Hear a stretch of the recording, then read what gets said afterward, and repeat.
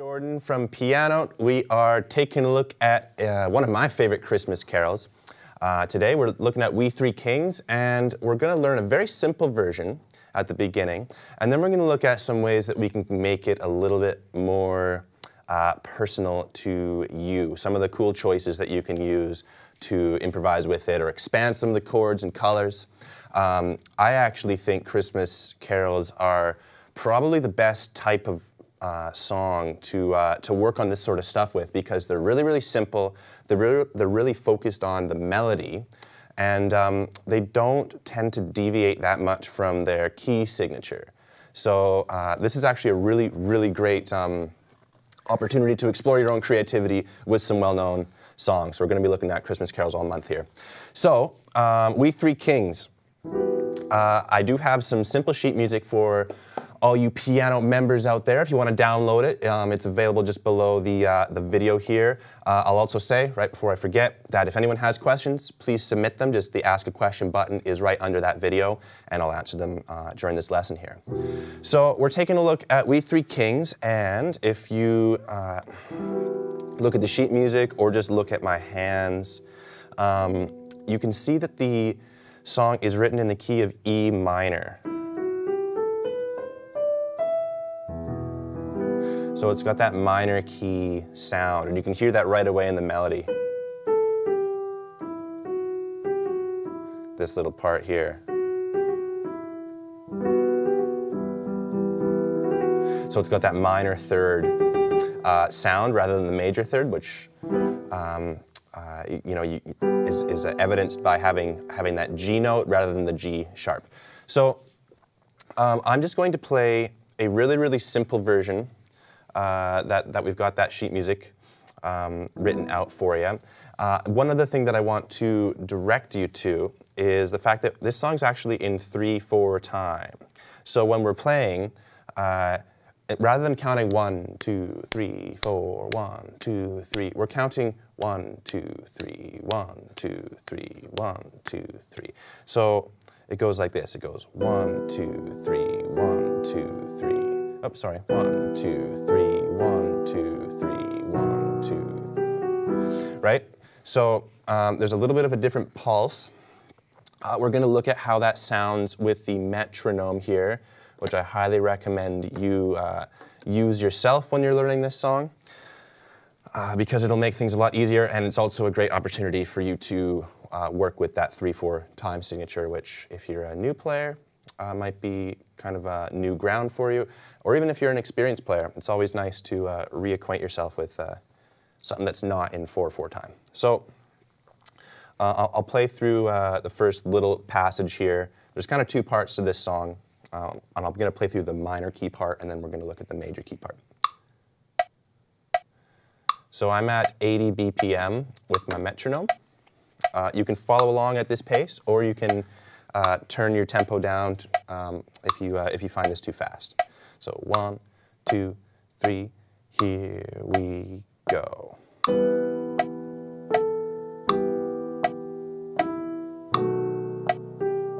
And we repeat that.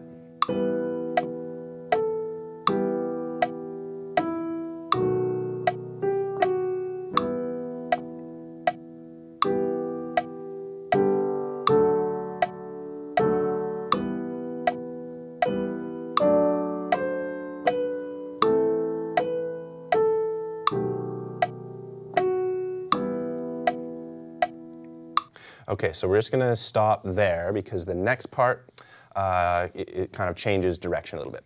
So let's take a look at what those chords are. The first 4 bars consist of only 2 chords. They consist of your E chord, that E minor, and then it consists of a B7 chord, which is played with the, you make a B major triad, so you have a B, you have a D sharp, an F sharp, and an A. So we have those first 2 bars. 3 kings of, and now we go to that B7. So that B7 chord is a really important one to get right and to listen to. if you're a member of Pianote, the website, we have some lessons on different minor scales. We have a lesson on the harmonic minor scale in Unit 4 of the core curriculum, and I'm not going to go too deep into it here, but the harmonic minor scale uses a raised 7th tone in its scale. So notice how when we have that B7, we're actually playing this D sharp note that doesn't appear in the E minor scale. The E minor scale only has the F sharp. So if I play it normal, here's just that E minor scale normally.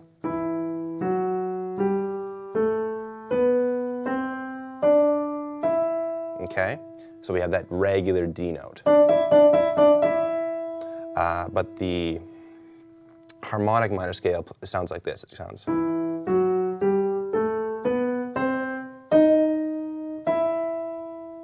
So we have that raised 7th tone, that D sharp, and that is where you kind of get that B7 chord from. So let's just practice that first 4 bars. We're going to kind of loop it here. Okay. 1, 2, 3. Here we go. I'm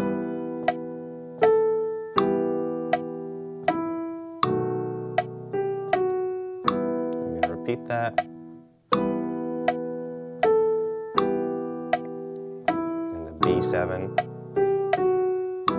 And notice that little faster melody note.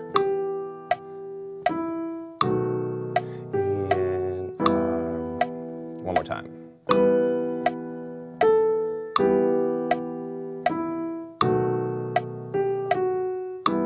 Okay, and if you do want to make that B chord simpler, right now I shift position all the way down to play it in root position.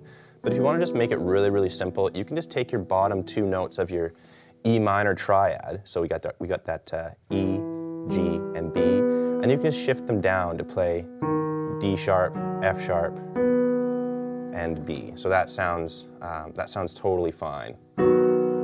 So.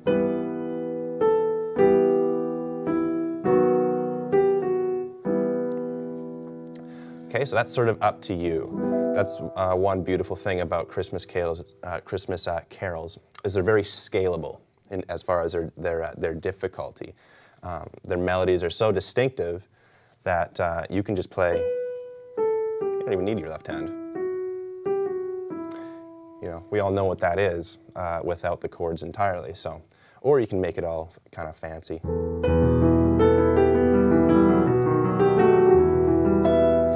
There's all sorts of stuff you can do with it. So we're going to go down to the 3rd line in that sheet music. And that shifts to, we have a G chord.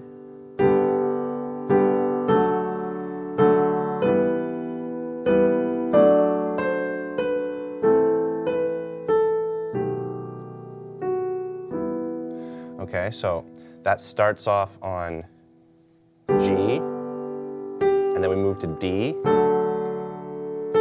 and then I move to E minor. So I go from G to D to E minor, and then this next part, your finger jumps up, or your melody jumps up from that B note to the D, and then you play a D chord in the left hand as well. So I'm playing a high D chord here. So I have an F sharp, an A, and a D in the left hand, and the right hand goes. So it walks down from D, C, B, and now it lands on that A note. And when I land on that A note, I'm shifting to my A minor chord. So I'm going from D major to A minor, and now I have my B chord. And this is a really cool sound here. So I have my B triad in the bass clef. I got these 3 notes, D sharp, F sharp, and B, and the right hand plays a G. It's really kind of tense and suspenseful. And then it walks back down to E minor. Okay? That's probably the most complicated melodic movement in the whole song, is that section right there. Just because there's so much happening, it's kind of a longer little bit, and there's some kind of chord movements that might be a little challenging if you're just if you're still kind of figuring out the piano movements and your chord inversions. So that's why it's important to practice your chord inversions every time you sit down at the piano. So we're going to go through this at, let's just dial it back a little bit. I'm going to play this at 70 BPM because I know this part's a little bit more challenging, and we're going to see how it all goes. So 1, 2, 3, here we go. To D, to E minor, to D, A minor, B, back to E. Let's do that again. Here we go.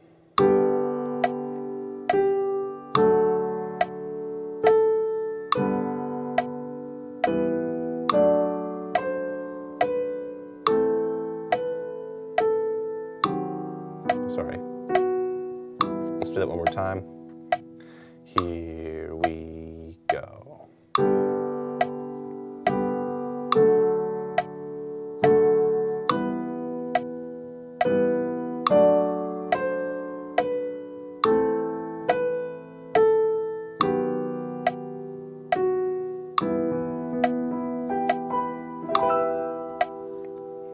Okay, so now we have, that's kind of the whole minor key section of the song. I think whenever I think of this song, I sort of think of the A section and the B section. So that's the whole A section there. Now we have a part that sort of changes focus a little bit. It's a little bit brighter sounding. It's this part right here.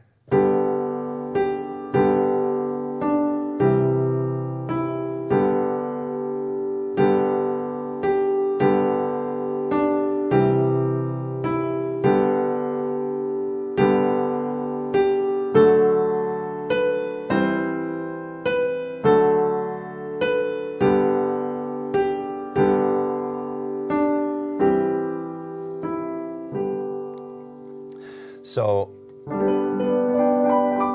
that part uses a really cool, really important music theory trick, which is it switches from the minor key to the relative major key.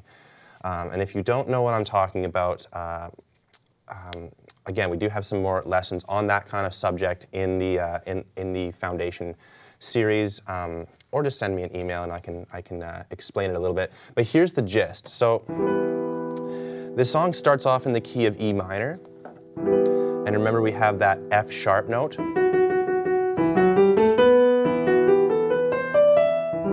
So if you start from E to E and play all the white keys except you remember that your F note has to be an F sharp, we have that minor key sound. But if you take that exact same set of ingredients, so in other words, just that F sharp note, but this time you start from the notes G to the high G and play all the white keys except for that F sharp.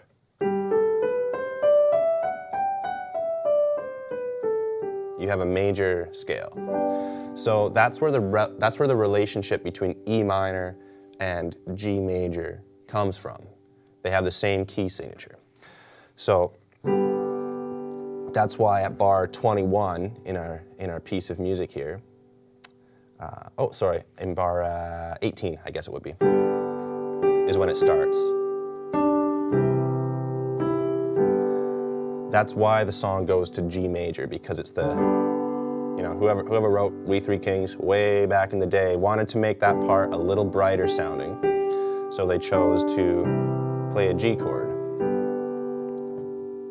So, yeah, that's a really cool musical concept that's one of the most important to listen out for when you're just playing at the piano or even just listening to music on the radio.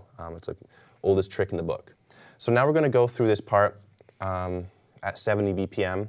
I'm going to play all the way to the end of the sheet music, starting on bar 18. So 1, 2, 3, here we go.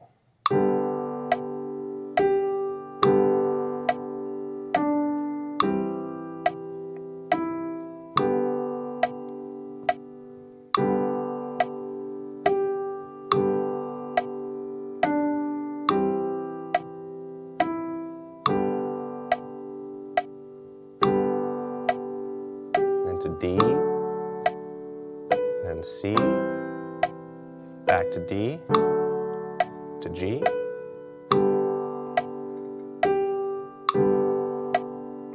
to C. Let's do this whole progression one more time. 1, 2, here we go. Oh, sorry.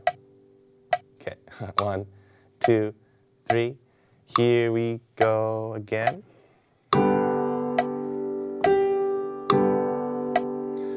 To C, back to G, repeat that, to C, back to G, now we go to our D chord, to C, back to D, back to G.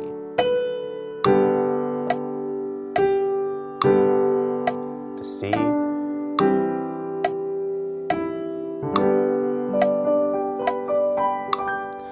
So that's the whole song. That is both the A and the B section. I'm just going to check if anyone's got some questions.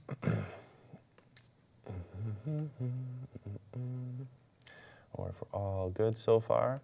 All right, looks like we're all good. So we're going to keep going.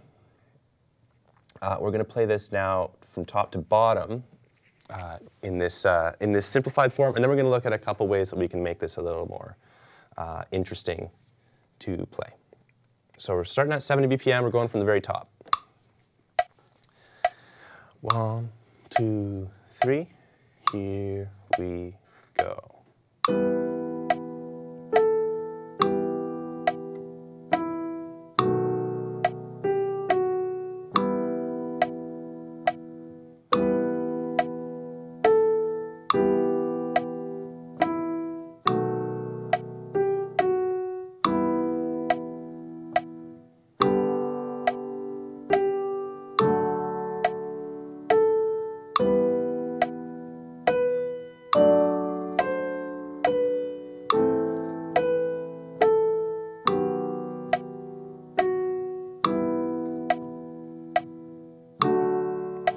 To the major part now.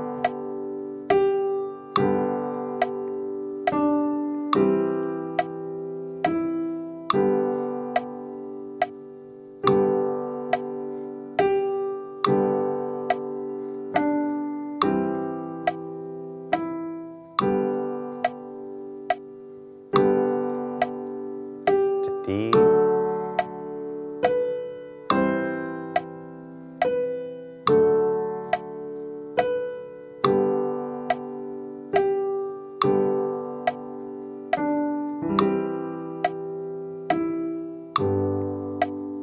Okay, so, and then you can repeat it as much as you want, you know, kind of take it from there. But that's the core of the song in its most in a pretty simple form.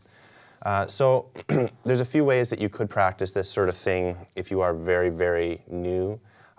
If you are just wanting to work on the melody, forget about the left hand entirely and just work on those motions. One of my favorite things about We Three Kings is just that melody. It's a really great exercise just to work on your finger strength, because the whole melody makes use of every note underneath your hand. So if you notice that I'm just kind of plunking my thumb on my E note, and my pinky naturally just lands on my B note, and then every single note in between is going to be used in that melody. So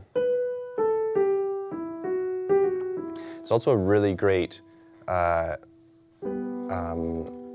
thing to just play and listen out for with your ear training as well, because it really exemplifies the importance of the minor third versus the major third. I can show you right now what this song would sound like if it was written in the key of E major, and it's going to be totally weird. So let's try it.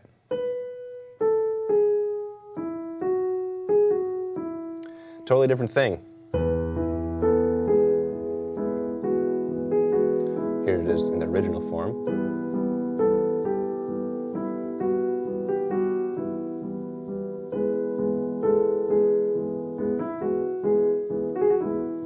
So yeah, the third note in your scale is what determines whether or not it's going to sound happy or sad. That's another really big rule in music, and it's something that if you want to get into improvising and building out a simple song like this with some cool alternative chords,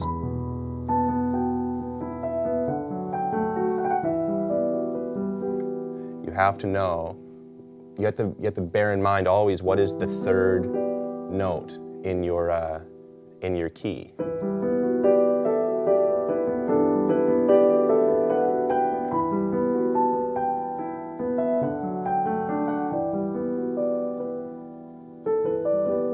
Okay, so with that in mind, now we're going to explore a few cool ways that we can make this song a little more unique.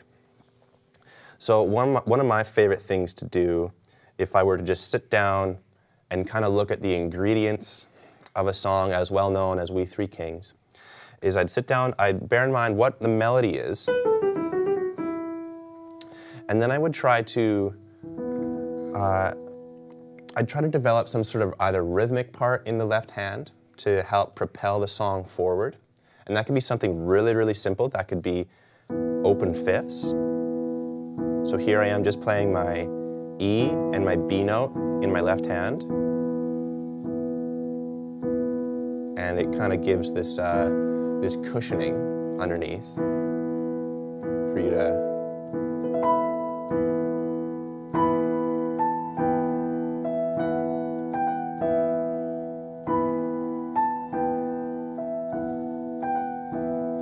you could even try rocking it back and forth. So now rather than playing it solid, I'm kind of ping-ponging. This is another one of my favorite things to do. So I'm going just from like E to B.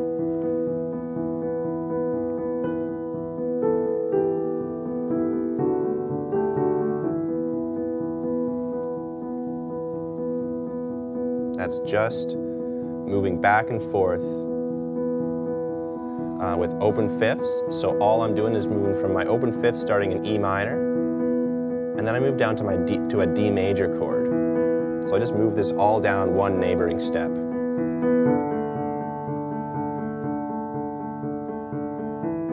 And that's so open sounding that you have all sorts of opportunity and room to add some cool color in your right hand.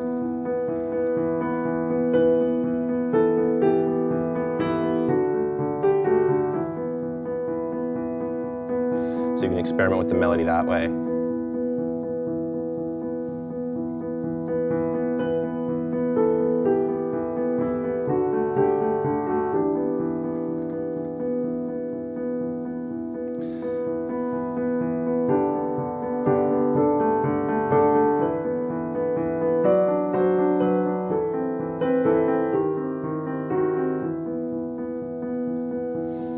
So that's just using this kind of continual motion.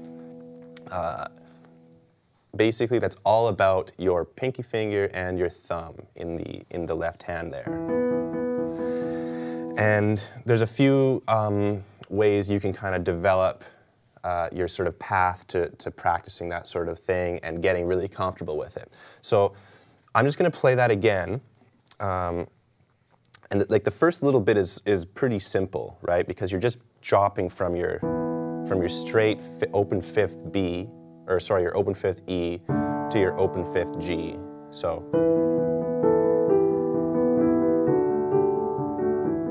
all you're basically doing is taking this same motion and just kind of just up and moving it.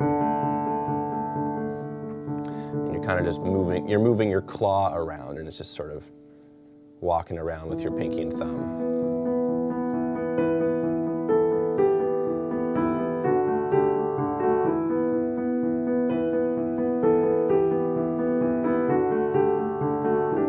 And now this part gets a little more intricate.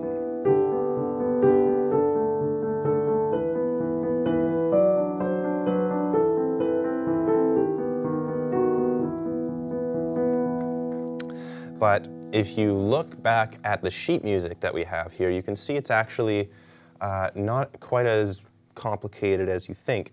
Rather than playing solid chords,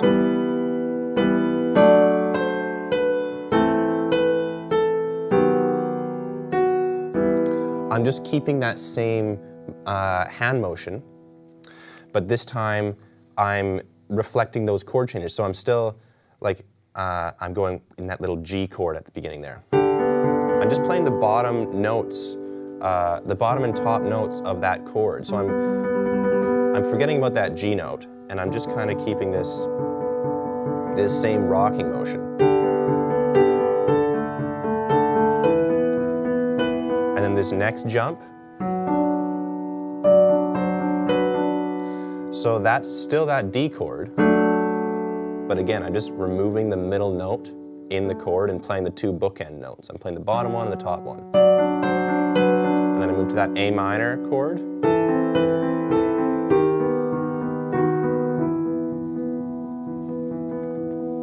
Okay, so the whole motion now, from the top to the end of that phrase.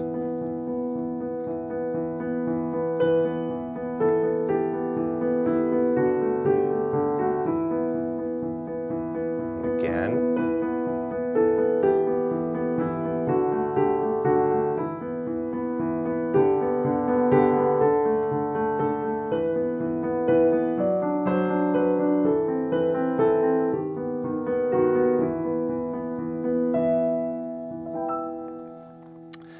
So that's something that I really love to do. When I first developed that technique, it just changed the whole game for me, because one thing that I find, one of the skills that will really take your piano playing from this level to this level is when you learn how to use your left hand as your rhythm machine. Because that's when all of a sudden you have these, maybe you've experienced it when you've listened to music or you've seen someone play piano that you really enjoyed their playing. And usually the things that make a player sound really good and sophisticated is when they can kind of move from chord to chord in this consistent, rhythmically driving way. So rather than kind of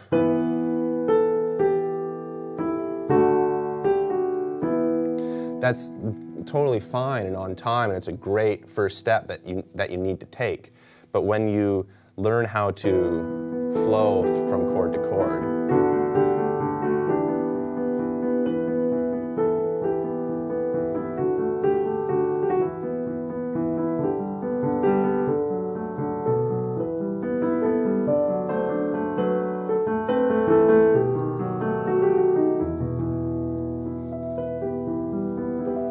so that's why it's important to always, every chord that you're playing, you should try to get so familiar with that chord and every one of those chord inversions that you don't even need to think about them, because that's what allows you to kind of move from chord to chord with as little movements as possible.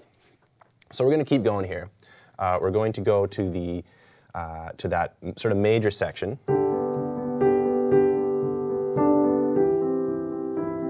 With this same philosophy. Okay, so I'm going to play it here for you.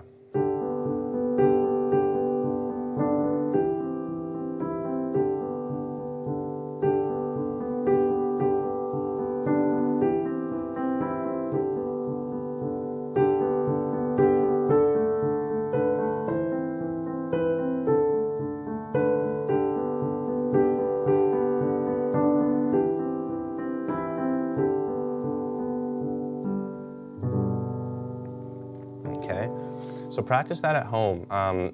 Maybe just work with a metronome.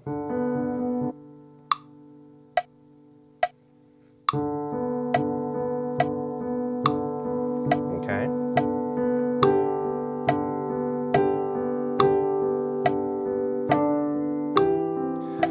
Your pinky is on every beat, right? So sync that out with the metronome. Just go left-handed if you have to.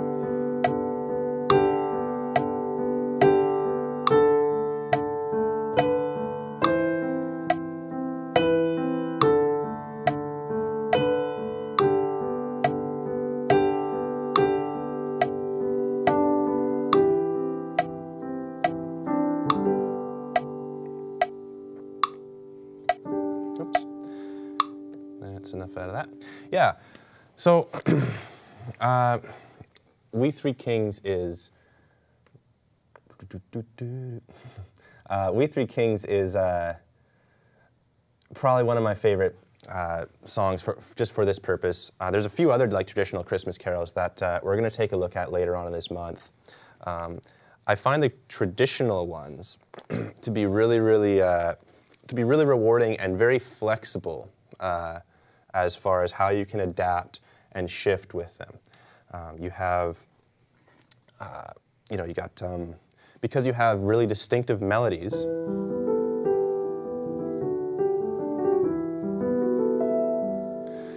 you have sort of all these opportunities to play different kind of color notes in between those melodies.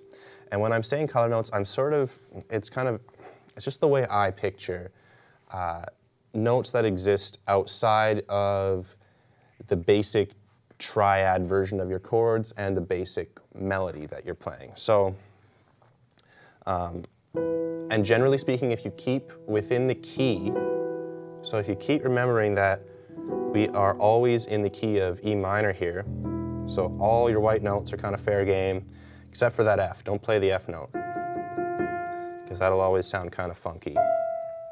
So make sure that's an F sharp. But you can experiment with minor seventh chords. So here's my root note as a seventh chord, or my root chord as a seventh chord.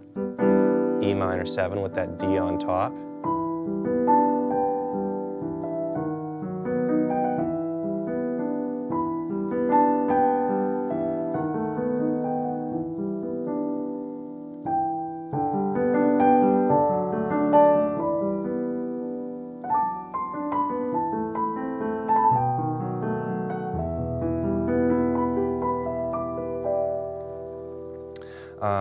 You can experiment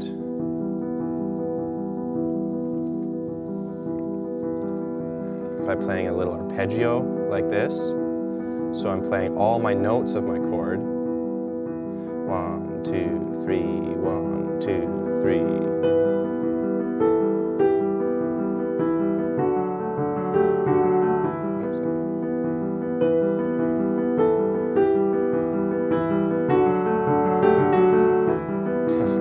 Harder than it looks.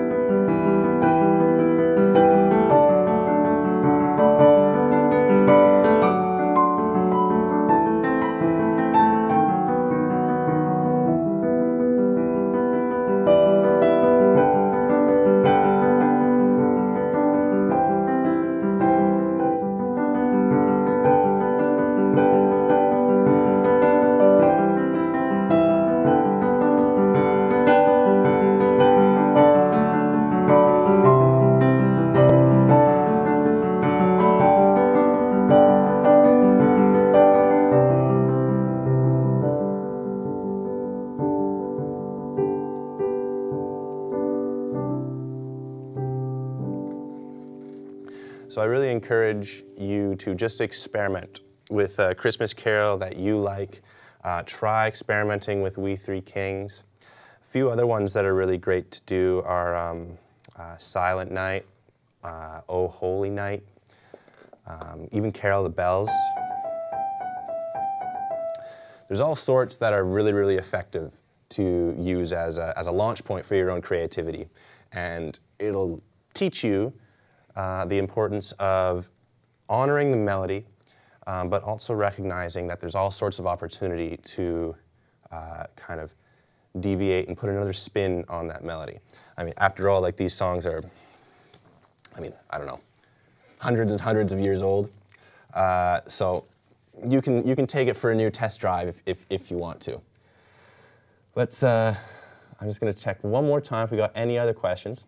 But it doesn't look like we've got any at the moment. But just send them in afterwards if you do have a few. And other than that, I think that's all for this lesson today. Thanks so much for watching. I'm going to do one last little improv of this song. Pay attention to some of the notes that I'm using to improvise with, and also just pay attention also to the notes that I avoid, because sometimes that's a really important thing too. Spoiler alert, it's going to be the F note. We don't want any of that. Okay, so thanks for watching.